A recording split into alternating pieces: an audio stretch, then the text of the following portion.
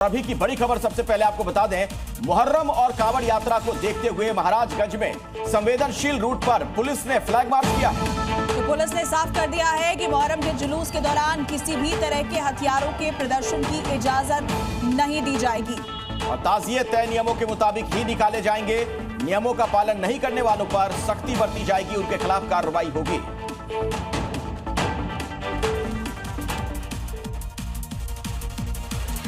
महाराजगंज में भी सुरक्षा व्यवस्था को कड़ा कर दिया है।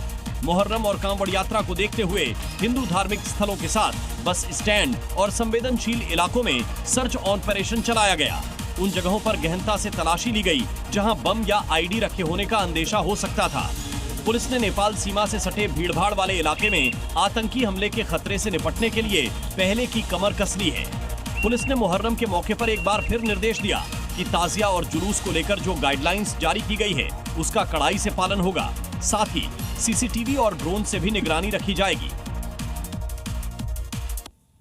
देश के विभिन्न हिस्सों से जो बड़ी खबरें आज सुबह आई हैं, अब वो दिखा देते हैं आपको।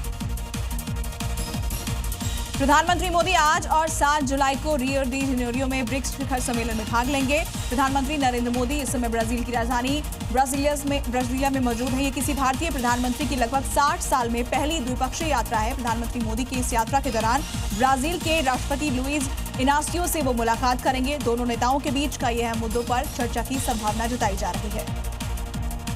नई दिल्ली के विज्ञान भवन में आज केंद्रीय मंत्री जेपी नड्डा नियुक्ति पत्र बांटेंगे। ये कार्यक्रम सुबह करीब 11 बजे होना है। इसके साथ ही जेपी नड्डा आयुष्मान भारत के लिए पंजीकरण वैन का भी उद्घाटन करेंगे। इस कार्यक्रम में कई बड़े नेताओं के शामिल होने की उम्मीद की जा रही है।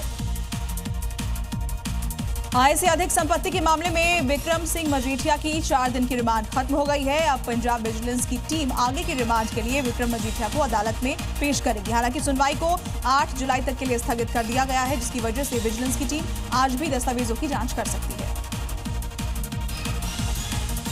ओलंपिक चैंपियन नीरज चोपड़ा ने अपने नाम पर शुरू हुए नीरज चोपड़ा क्लासिक टूर्नामेंट का पहला सीजन जीत लिया।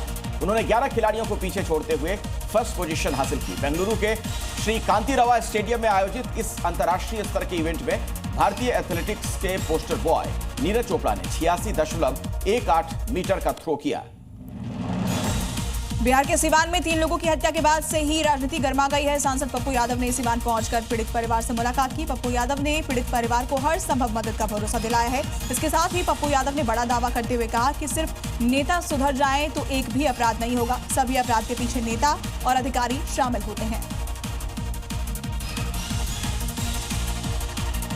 और बड़ी खबर उन्नाव से आ रही है, जहां मुहर्रम को लेकर पुलिस अलर्ट है। यहां पर पुलिस ने बाकायदा फ्लैग मार्च भी किया है। तो शहर में सुरक्षा के कड़े इंतजाम किए गए हैं। कई इलाकों में विशेष निगरानी देखी जा रही है। उन्नाव से बड़ी खबर आपको बता रहे हैं, जहां पुलिस ने सुरक्षा के लिहाज से फ्लैग मार्च भी निकाला है।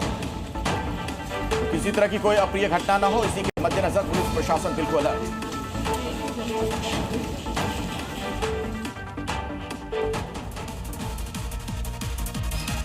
वहीं सहारनपुर में भी मुहर्रम को लेकर सुरक्षा के पुख्ता इंतजाम किए गए हैं। ताजिया जुलूस के दौरान हथियार लाने की सख्त मनाही है। यूपी के सहारनपुर में भी योगी के सिंघम सुरक्षा और सुविधा के लिए पूरी तरह मुस्तैद है। सहारनपुर रेंज में 3 जनपद सहारनपुर, मुजफ्फरनगर और शामली पड़ते हैं। साथ ही इस रेंज से हरियाणा और उत्तराखंड की सीमा भी लगती है। लिहाजा डीआईजी सहारनपुर ने खुद इस पूरे मार्ग का निरीक्षण किया और संबंधित अधिकारियों को सुरक्षा और सुविधाओं से जुड़े जरूरी निर्देश भी दिए। योगी फोर्स का मिशन मुहर्रम पूरे राज्य में एक्टिव है। संवेदनशील इलाकों में सुरक्षा व्यवस्था के लिहाज से निगरानी को कड़ा कर दिया गया है, ताकि किसी तरह का उपद्रव न हो। और अब खबर मुरादाबाद से आ रही है, जहां पुलिस का फ्लैग मार्च हुआ है। मुहर्रम को लेकर यह फ्लैग मार्च किया गया। मुरादाबाद में सुरक्षा के पुख्ता इंतजाम देखे जा रहे हैं। मुरादाबाद में करीब 200 ताजिए निकाले जाएंगे, जिसे लेकर सुरक्षा व्यवस्था कड़ी कर दी गई है और पुलिस ने फ्लैग मार्च भी निकाला।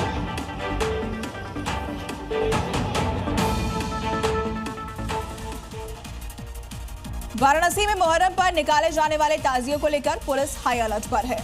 बाकायदा ड्रोन से निगरानी की जाएगी, यह खबर भी आ रही है। आज मुहर्रम के ताजिए निकाले जाएंगे। वाराणसी में भी मुहर्रम को लेकर पुलिस हाई अलर्ट पर है और सुरक्षा बेहद कड़ी की गई है। ताजिए निकाले जाने के दौरान किसी भी तरह की कोई अप्रिय घटना न हो, इसको लेकर विशेष एहतियात बरता जा रहा है।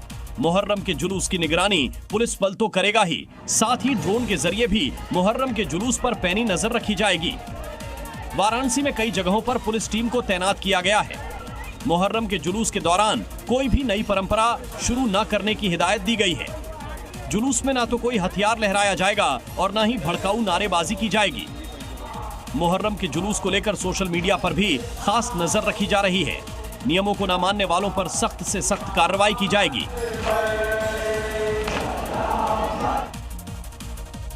और अब खबर विदिशा से है। यहां पर मुहर्रम के मौके पर निकाले जा रहे ताजिए जुलूस के दौरान उस समय बवाल हो गया जब तेज आवाज में बज रहे स्पीकर को लेकर कुछ लोगों ने आपत्ति जताई। विदिशा में शुक्रवार आधी रात जो देखने को मिला, उससे मोहन फोर्स मुहर्रम के दौरान और चौकस दिख रही है। विदिशा में जुलूस के दौरान लाउडस्पीकरों के शोर ने सारे नियम कायदे की सीमाएं पार कर दी। जुलूस में शोर देखने सुनने को मिला। इस दौरान साउंड बॉक्स का इस्तेमाल हुआ। कानफोड़ू आवाज के चलते हुई परेशानी के बाद अब बजरंग दल ने खुली धमकी दी है कि सनातनी त्योहार के दौरान आवाज नीचे करवाने वाली पुलिस ने अगर एक्शन नहीं लिया तो आंदोलन करेंगे।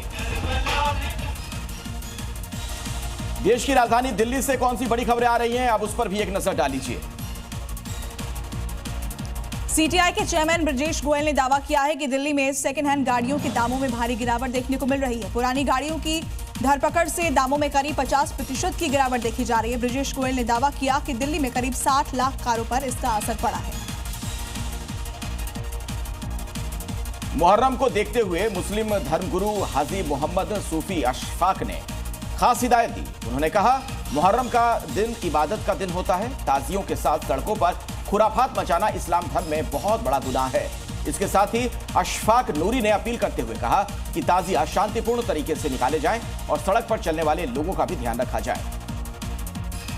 दिल्ली के ऐतिहासिक गांव हस्साल में स्कूल के सामने 3-3 ठेके खुलने से गांव के लोगों के लिए एक नई मुसीबत खड़ी हो गई है। अभिभावकों का कहना है कि स्कूल के सामने नशेड़ियों का जमावड़ा लगा रहता है। कई बार शिकायत की गई लेकिन अब तक कोई कार्रवाई नहीं हुई है।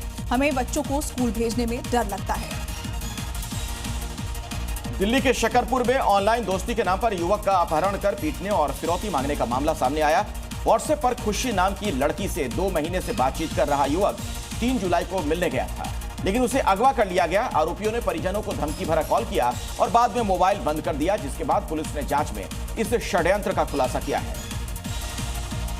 रिठाला अग्निकांड को 11 दिन बीत चुके हैं। हादसे में जान गंवाने वाले लोगों के शवों को अब तक उनके परिजनों को नहीं सौंपा गया है। परिजनों ने आरोप लगाया कि पुलिस गोलमोल जवाब दे रही है। परिजनों ने बताया कि गुरुवार को उन्हें अस्पताल बुलाया गया था, लेकिन डीएनए रिपोर्ट नहीं आने की बात कहकर फिर लौटा दिया गया।